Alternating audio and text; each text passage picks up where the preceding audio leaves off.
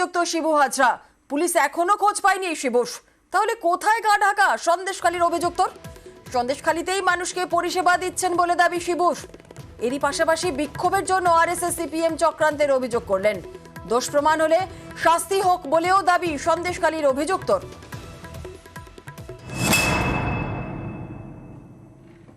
আমি সন্দেশখালীর মধ্যেই আছি। আমাদের তো বিধানসভা এরিয়া, আমাদের প্রচুর কাজ করতে হয়, মানুষের বিভিন্ন প্রান্তে আমাদের মিটিং টিটিং করতে হচ্ছে, কারণ পার্টি সংগঠনের কাজটা যেহেতু আমাদের দায়িত্ব আছে দলের থেকে, আমরা সেই কাজগুলো করে যাচ্ছি।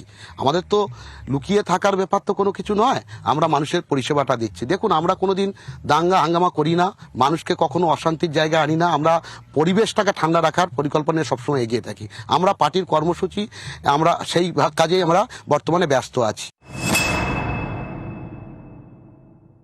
সিপিএম এর নিরাপদ সর্দা বিজেপির বিকাশ সিং যৌথভাবে একটা পরিকল্পনা করে কিছু মানুষকে তাতিয়ে দিয়েছে যাতে এলাকা উত্তপ্ত হয়। মানুষ আমাদের পাশে আছে, সন্দেশখালীতে মানুষ শান্তিপ্রিয় মানুষ। কিছু মানুষকে নিরাপদ সর্দার বিকাশ সিং, যারা বিজেপি এবং সিপিএম, এরা যৌথভাবে মানুষকে উস্কিয়ে গ্রামটাকে তাতিয়ে দিচ্ছে যাতে আগামী দিনে ওরা ক্ষমতায় আসতে পারবে, এই ইচ্ছে। কিছু আরএসএস সংগঠনের টিম ছিল এবং তার সাথে সিপিএম এর টিম, এরা যৌথভাবে এরা পরিকল্পনা করে এইসব করেছে।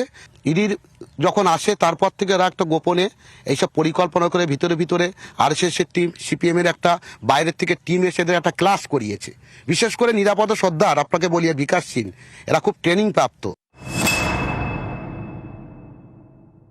আমার মুরগি ঘর পোড়ানোর পর, আমার এই ঘর বাড়ি পুড়িয়ে দেওয়ার পর ওরা ভেবেছে যে একটা কেস কাছারির জায়গা হবে, বিভিন্ন ক্ষেত্রে আমরা হয়তো বাড়ি থাকতে পারবো না, আমাদের আইনি ব্যবস্থা নেবে। এরা বিভিন্ন ক্ষেত্রে তখন পরিকল্পনা নিয়েছে শিবু হাজরাকে কিভাবে একটা জায়গা থেকে সরিয়ে দেওয়া যেতে পারে, কিভাবে তাকে পরিকল্পনা করে ফাঁসানো যেতে পারে, তার চক্র। আপনারা তো দেখেছেন কিভাবে আমার ফার্মগুলোকে, বাচ্চা আছে, মুরগি বাচ্চা টাচ্চা, হাঁস বাচ্চা, ছাগল থেকে শুরু করে আমরা ঘর কিভাবে পুড়িয়েছে, জ্বালিয়ে দেওয়া হয়েছে, কিভাবে লুট করেছে আপনারা দেখেছেন।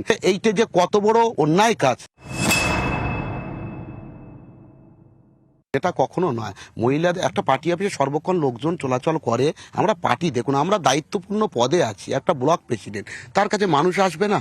আমাদের তাদের কথা তো শুনতে হবে, তাদের তো সমাধান তো আমাদের করতে হবে। মানুষ সমস্যা করলে তো ব্লক প্রেসিডেন্টের কাছে আসবে, আমরা সেই কাজগুলো করি। এগুলো যেটা করছে এটা রোটানো হচ্ছে, এটা পরিকল্পনা করে। আমি যদি কোনোভাবে অন্যায়ের সাথে যুক্ত পারি, তা আইনত যা ব্যবস্থা নেবে আমি মাথা পেতে নেব। আমি অন্যায়ের সাথে কখনো আপোষ করি না, আমি ন্যায় পথে ন্যায় অবলম্বন করে চলি। কিছু গুটি কয়েক মানুষকে এরা আন্দোলনমুখী করে তুলেছে। আমি তো ক্রিমিনাল নই, আমি বদমাশ নই, আমি আত্মসমর্পণ করার কোনো ব্যাপার না। আমার প্রুফ, আইনে যেটা সাজা আমি নিশ্চয়ই নেব। আমাকে যদি প্রমাণ করাতে পারে যে আমি দোষী, তাহলে যেটা শাস্তি হবে আইনে তো আমি সেটা মাথা পেতে নেবো। কিন্তু আমি কোনো অন্যায়ের সাথে যুক্ত নেই।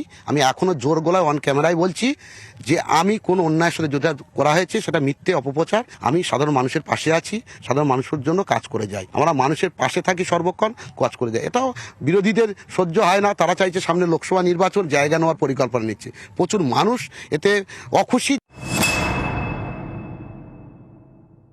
এটা উত্তম সর্দার ব্যাপারে বলেছে বিষয়গুলোকে বিভিন্ন ক্ষেত্রে, কিন্তু কতটা কি সত্য পুলিশ তার সরজমিনে তদন্তপূর্বক দেখবে কি আছে না আছে। আর আপনারা তো জানেন দল থেকে উত্তম সর্দারকে সাসপেন্ড করেছে, সেটা আপনারা দেখেছেন। হ্যাঁ, আর সেক্ষেত্রে সরজমিনে তদন্তপূর্বক যেটা হবে, পুলিশ প্রশাসন দেখছে, সেটা নিশ্চয়ই আপনারা বুঝতে পারবেন। যদি কোনো দোষ করে থাকে তার নিশ্চয়ই শাস্তি হবে।